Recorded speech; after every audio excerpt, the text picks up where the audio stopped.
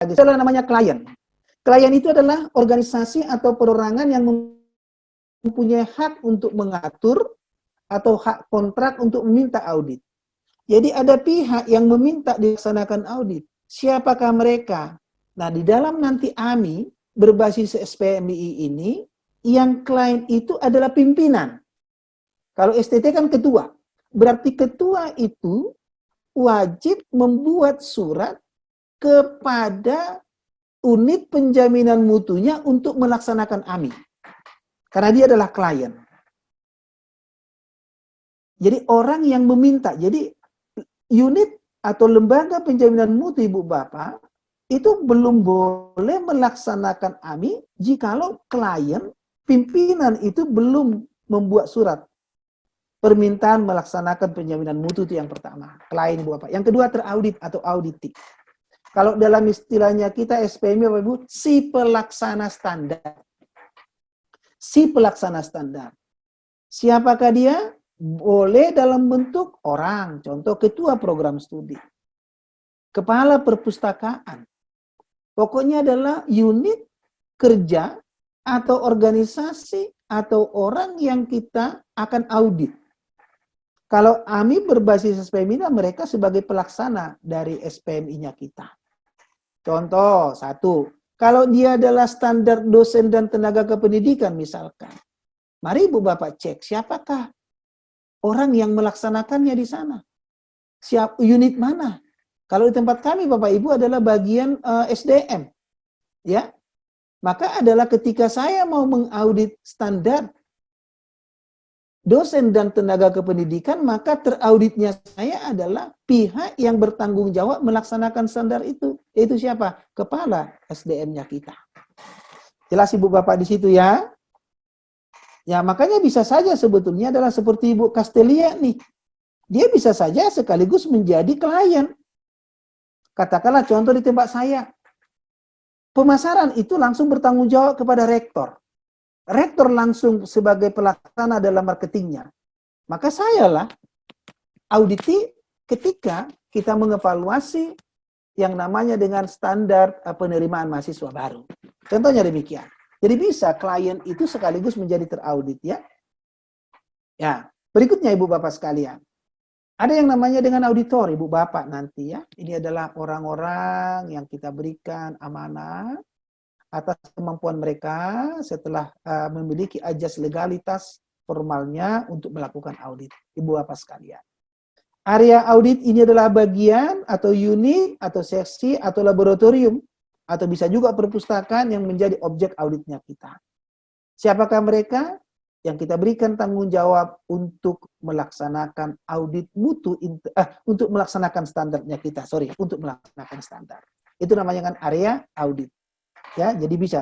Tapi jangan lupa ya, yang kita audit itu adalah, tadi kan ada ruang lingkupnya. Tetapi terauditnya adalah si pelaksananya Ibu Bapak ya. Jadi nanti kalau kita mengaudit standar proses ya, terauditnya adalah ketua program studi. Ya, kalau kita mau mengaudit sarana prasarana pembelajaran, terauditnya adalah bagian RTU, kan begitu ceritanya. Kalau ada bagian umum di tempat Ibu Bapak silahkan. Oke. Berikutnya, namanya checklist. Ada terminologi berikutnya checklist. Ini adalah hasil ketika kita melaksanakan audit dokumen. Jadi output dari audit dokumen itu adalah tersusunnya checklist. Tadi udah saya singgung di depan, yaitu adalah daftar pertanyaan yang akan kita tanyakan ketika nanti Ibu Bapak menemui auditornya di lapangan, menemui auditinya di lapangan. Dibuatkanlah pertanyaan-pertanyaan. Ada 3 hal nanti Ibu Bapak harus tanyakan. Apakah si auditi itu mampu atau tidak ya mencapai targetnya atau mencapai sasarannya. Yang kedua nanti tanyakanlah apakah mereka mengerjakan pekerjaannya sesuai prosedurnya atau tidak. Yang berikutnya adalah apakah mereka bisa membuktikan bukti-bukti dokumen kinerja mereka. Ada 3 hal yang harus atau wajib lah Ibu Bapak ya, wajib harus ditanyakan ke si auditinya. Oleh karena itu 3 hal ini juga wajib harus dibuatkan dalam checklist. Yang berikutnya adalah temuan audit atau audit findings. Itu adalah hasil dari audit mutu internal berbasis SPMI ketika Ibu Bapak mengaudit si terauditinya. Ya. Contoh misalkan temuan audit Ibu Bapak. Tadi kan sudah jelas Ibu Bapak ya, setiap dosen harus melakukan penelitian. Ternyata ada 5 dosen, ya. Ibu Bapak katakan temuannya adalah masih ada sekian dosen yang belum melaksanakan penelitian. Itulah temuan audit. Contoh berikutnya tadi adalah Ibu Bapak ketika melakukan audit, ternyata masih ada RPS yang tidak sesuai dengan template. Maka temuan Ibu Bapak itu adalah masih ada sekian RPS yang tidak sesuai dengan template. Itu ceritanya. Itu namanya dengan temuan audit ya. Berbeda dengan kriteria audit. Kriteria audit itulah patokan-patokan. Apa yang kita lakukan ketika kita mau melaksanakan audit. Contoh yang tadi, contohnya nanti Bapak Ibu, kriteria audit itu contohnya adalah jikalau nanti kita mau menyatakan kriteria mana dia yang menjadi KTS minor, mana dia menjadi KTS mayor, dan seterusnya ya. Nah, di kriteria audit itu, nanti ada juga nanti namanya dengan aturan-aturan ya, aturan-aturan audit ya. Yang berikutnya kesimpulan audit ya. Ini adalah bicara mengenai rangkuman ya dari hasil dari seluruh proses audit yang kita lakukan. Harus ada kesimpulan auditnya. Nanti kita akan pelajari siang hari bagaimana cara kita membuat yang namanya dengan kesimpulan audit. Yang pasti adalah ketika nanti Ibu Bapak membuat kesimpulan audit ini tolong disimpulkan berdasarkan pertimbangan tujuan audit dan semua temuan audit yang Ibu Bapak lakukan.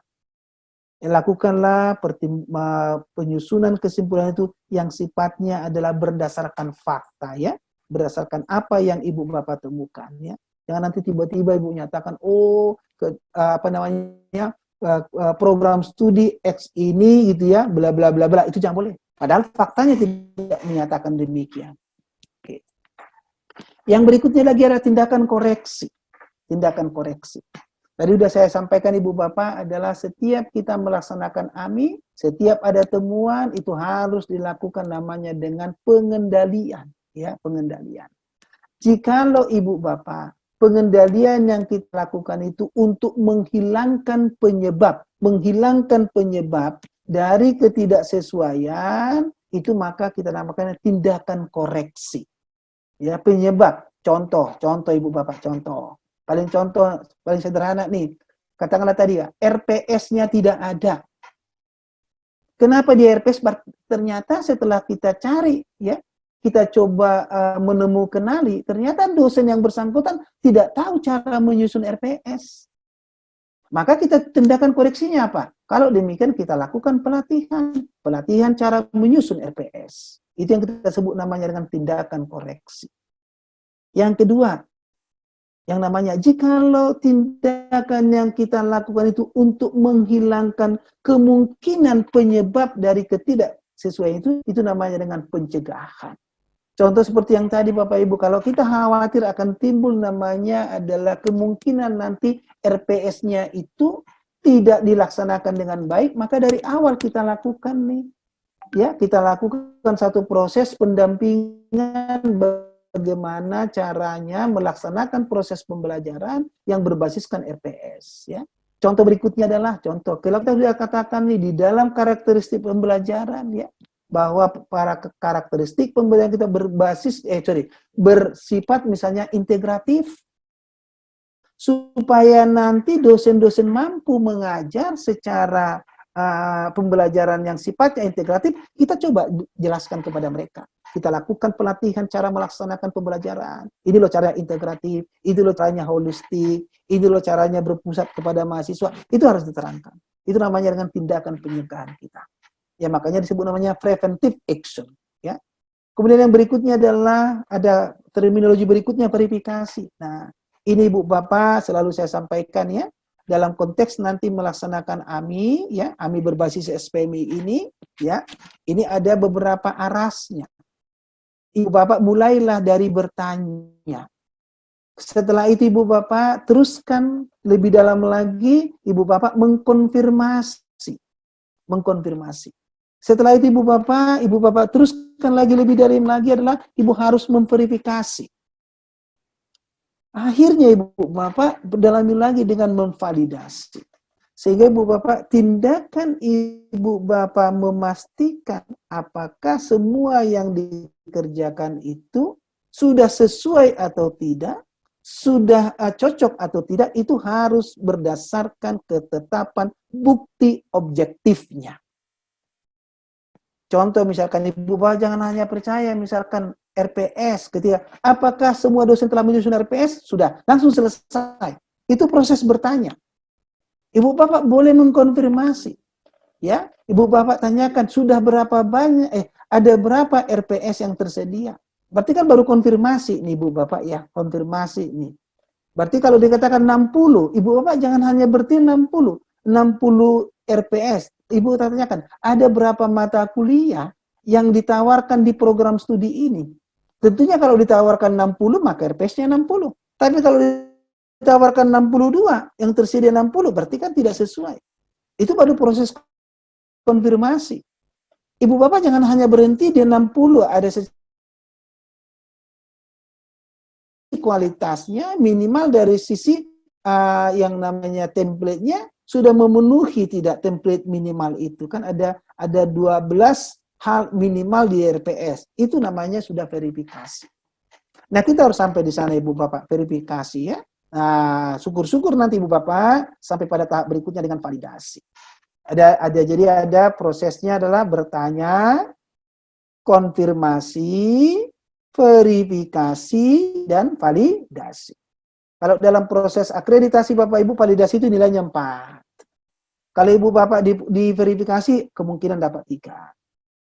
Kalau dia sampai konfirmasi 2. Jadi kalau nanti Ibu Bapak ada asesor datang Ibu Bapak ya, Ibu Bapak hanya ditanyakan gitu ya, hanya ditanya, terus berhenti sampai di situ selesai. Oh Ibu Bapak itu baru dapat nilai 1 itu. Makanya kalau boleh Ibu Bapak nanti dalam proses ini, kalau boleh nih ya, semakin cerewet pihak eksternal kepada kita melakukan audit, itu malah semakin bagus sebetulnya. Ya, jangan malah nanti kalau ada asesor ya, tanya sampai dengan verifikasi Ibu Bapak semua jadi, waduh jadi merasa apa ya, tidak nyaman. Oh ini asesornya kok cerewet sekali gitu, enggak. Sebetulnya ketika kita sampai pada proses verifikasi, kita harus berterima kasih. Terima kasih Tuhan, kami sedang dibantu ini begitu. Kita kan tidak. Biasanya adalah langsung, asesornya kok cerewet banget. Beda dengan yang lain gitu Ibu Bapak ya. Yang lain itu mungkin hanya akan mau dikasih adalah akreditasinya C. Kalau Ibu Bapak mau B, itu minimum tahapan verifikasi. Itu salah satu praktek-prakteknya Ibu Bapak ya. Ini ada klasifikasi temuan audit. Tadi saya katakan temuan audit ya. Ada 2 temuan audit Ibu Bapak. Ada namanya dengan kesesuaian, ada namanya ketidaksesuaian. Ketidaksesuaian itu pun kita bagi 2. Kita bagi 3. Satu namanya dengan observasi, yang kedua namanya dengan ketidaksesuaian minor, satu lagi ketidaksesuaian mayor ya. Itu dia.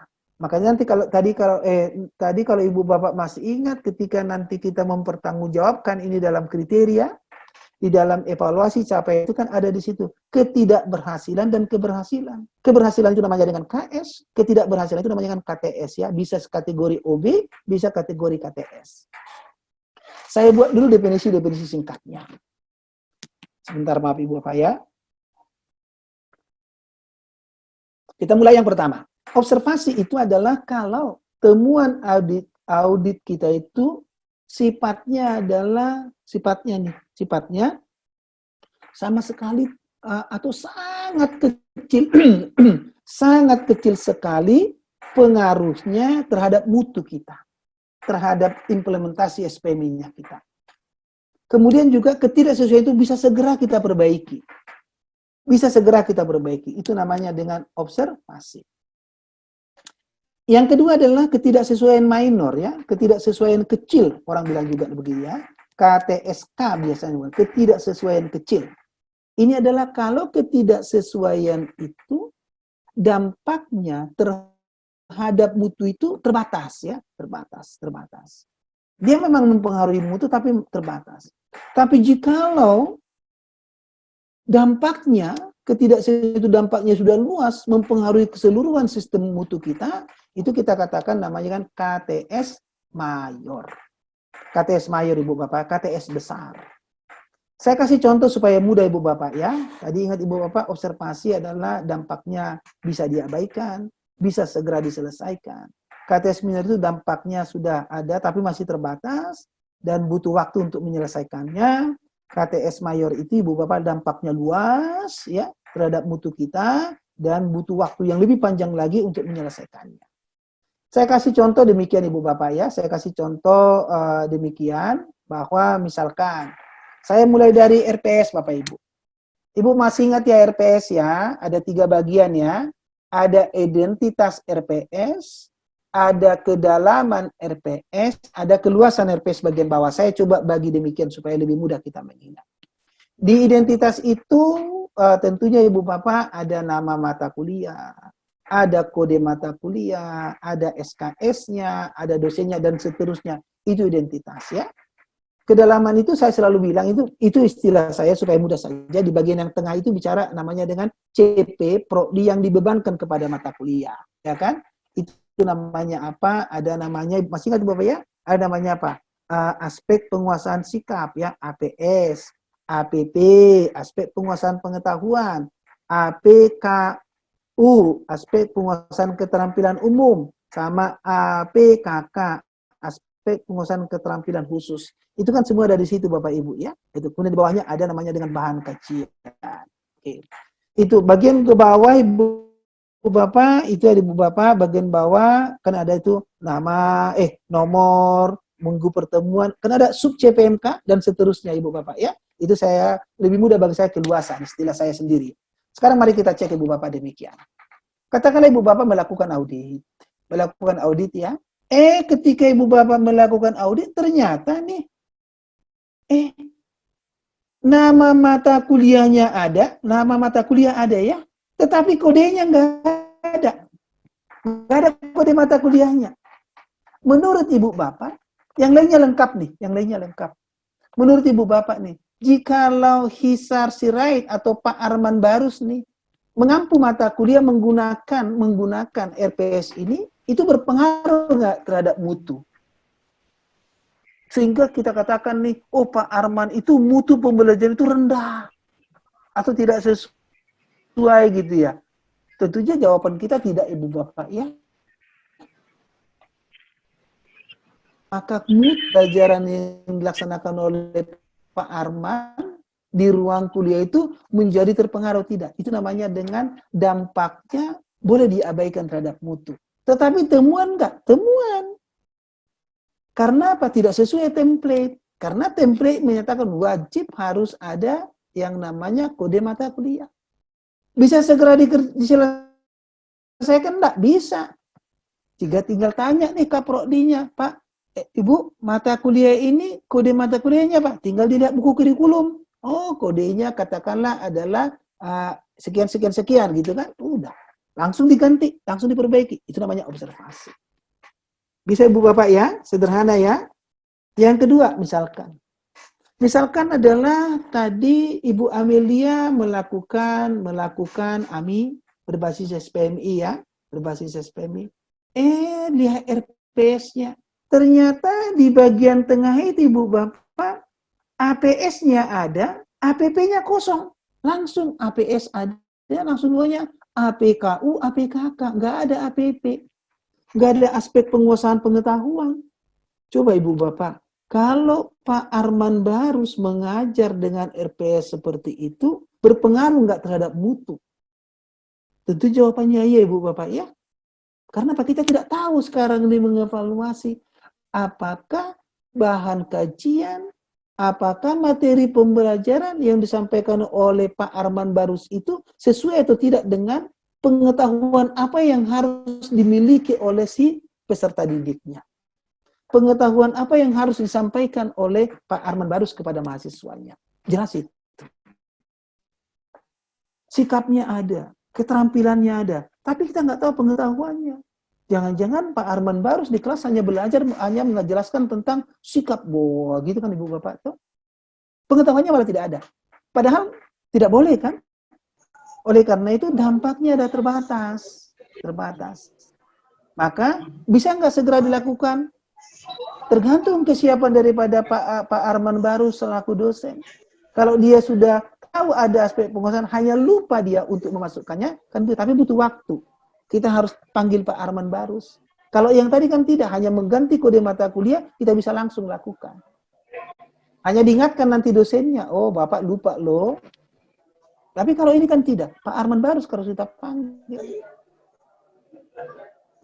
Puji Tuhan kalau Pak Arman Barus sudah mengetahui pengetahuannya, tinggal bla bla bla bla selesai. Tapi kalau tidak, sebentar ya saya tanya dulu teman saya. Saya baca dulu bukunya, kan lama lagi. Butuh waktu. Itu namanya kan KTS minor. Tapi masih boleh nggak Pak Arman Barus mengajar dengan RPS seperti itu? Masih. Cuman RPS-nya tidak sempurna. Kita tidak bisa mengevaluasi apakah cocok atau tidak APP-nya. Yang terakhir Ibu Bapak, misalkan nih, ketika kita melakukan AMI, tadi oleh Ibu Amelia melakukan AMI misalnya gitu ya, ternyata ada satu dosennya, daftar absensi mahasiswa ada, berita acara perkuliahannya ada, daftar nilainya ada, tapi nggak punya RPS. Tapi perkuliahan dilakukan. Menurut Ibu Bapak, boleh nggak? Pak Arman Barus, contoh ya, mohon maaf Pak Arman Barus saya pakai nama Bapak ya Pak ya. Pak Arman Barus boleh nggak mengajar? Tidak ada RPS. Kalau saya bilang nggak boleh. Karena kalau dalam standarnya Ibu Bapak menyatakan setiap dosen wajib melaksanakan pembelajaran berpedoman kepada RPS, itu di standarnya, maka Pak Arman Barus itu melanggar peraturan. Dampaknya jelas, sistem. Coba kalau misalkan kita lihat, STT mana, Pak Arman Barus ini ada kabar begini, STT ada loh, dosen di STT itu dosennya mengajar nggak ada RPS-nya loh. Iya kan? Kalau misalnya itu L2 Dikti dengar, Ban PT dengar, ini ada apa dengan Setia Manat? Kan langsung dampak mutu. Bukan hanya kelasnya, bukan mata kuliahnya saja, tapi keseluruhan organisasi akan berdampak. Itu yang kita sebut namanya dengan KTS mayor. Ya, jadi kalau boleh KTS mayor itu segala sesuatu yang tidak sesuai dengan prosedur, tidak sesuai dengan ketetapan standar, bolehlah kita kategorikan sebagai KTS mayor. Ibu Bapak ya. Nah, oleh karena itu sekarang Ibu Bapak yang kita lakukan. Setiap nanti temuan Ibu Bapak mencapai standar, maka nanti tingkatkan standarnya. Ini banyak yang keliru juga ini Ibu Bapak ya. Contoh Bapak Ibu. Di standarnya Ibu Bapak nyatakan demikian. Setiap dosen wajib harus melaksanakan proses tatap muka itu 16 minggu. 16 minggu ya. Termasuk UTS dan UAS. Berarti kalau kita kurangi UTS kan 14 minggu tatap muka tuh. 16 minggu ya. Ketika Ibu Bapak menemukan 14, jangan direkomendasikan dong standarnya ditingkatkan menjadi apa? Oh, jumlah pertemuannya menjadi 15. Nah, jangan juga begitu ceritanya. Berarti yang standarnya tingkatkan Ibu Bapak adalah aspek yang lain dari situ. Kalau dari sisi kuantitas pertemuan sudah, berarti sekarang adalah kualitasnya. Ibu Bapak tingkatkan. Ya, kalau udah mencapai standar ditingkatkan, maka tadi muncul namanya dengan permintaan tindakan peningkatan. Masuklah Ibu Bapak kepada tahap yang berikutnya, itulah peningkatan standar. Sama jika melampaui standar tingkatkan. Contoh sederhana nih. Ibu Bapak menetapkan standar masa studi misalkan. Masa studi setiap mahasiswa rata-rata di STT Harisma Bandung itu kita katakanlah 4 tahun misalnya Ibu Bapak, misalnya 4 tahun. 4 tahun. Ternyata sudah melampaui, ada 3,7. Berarti kalau demikian standar kita tingkatkan, yes. Standarnya jangan dibuat 4. Kita buat sekarang 3,6. Karena kita sudah melampaui 4. Itu namanya standar ditingkatkan ya. Itu salah satu contohnya. Contoh berikutnya. Sorry. Temuan berikutnya belum mencapai. Kalau belum mencapai Ibu Bapak adalah Ibu Bapak harus perlu tindakan koreksi. Tindakan-tindakan kita tadi siapa bilang untuk menghilangkan Ibu Bapak ya. Seperti yang tadi kalau Pak Arman Barus ya mengajar belum ada RPS ya, kita harus melakukan tindakan koreksi apa? Pelatihan, penyusunan RPS. Pendampingan, penyusunan RPS ya, demikian. Kalau dia menyimpang, wah ini sama sekali kalau dia menyimpang ya, menyimpang sama sekali Ibu Bapak sama. Kita harus namanya dengan tindakan koreksi. Jadi segala sesuatu yang kita temukan selama AMI yang berbasis SPMI ini harus selalu ditindaklanjuti. Baik dalam bentuk peningkatan, baik dalam bentuk pengendalian. Tadi saya sudah sampaikan ini Bu Bapak, permintaan tindakan koreksi tadi ya. Kita meminta kepada auditinya untuk memperbaikinya, untuk menghilangkan yang KTS berdasarkan penyebab KTS-nya ya. Sudah tadi kita ceritakan ya, tindakan koreksi itulah tindakan yang dijalankan oleh seorang auditi untuk meniadakan sebab-sebabnya. Kalau contoh yang tadi itu ya Ibu Bapak ya, RPS tidak ada karena Pak Arman Barus tidak tahu cara membuat RPS. Sudah kita latih. Kita dampingi cara membuatnya ya. Katakanlah misalnya adalah Ibu Amelia tadi ternyata standarnya di sekolah mereka harus ada publikasi setiap dosen. Ibu Amelia belum ada publikasi di jurnal ilmiah. Kita tanya kenapa? Saya tidak tahu cara membuat jurnal ilmiah. Kita lakukan pelatihan jurnal ilmiah. Kita lakukan proses pendampingan ya, pendampingan penulisan karya atau jurnal ilmiah. Demikian Pak, ini